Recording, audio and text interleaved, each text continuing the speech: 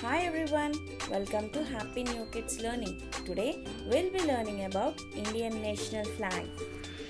The national flag of India was adopted on July 22nd, 1947. The flag is rectangular and consists of tricolour parallel bands of saffron, white and green. The tricolour represents an independent country.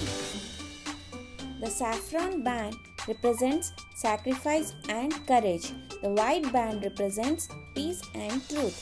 The green band represents prosperity.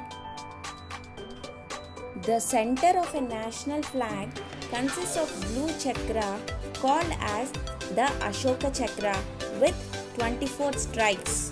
The Ashoka chakra represents truth or dharma. The Indian national flag was designed by Pingal Venkaiah. The material of the national flag of India is made up of khadi cotton or khadi silk.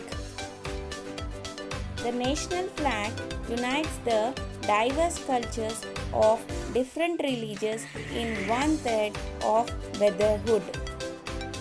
Every Indian citizen must safeguard and protect the national flag of its dignity and honor.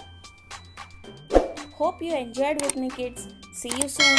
Please like, share and subscribe to my channel. Jai Hind.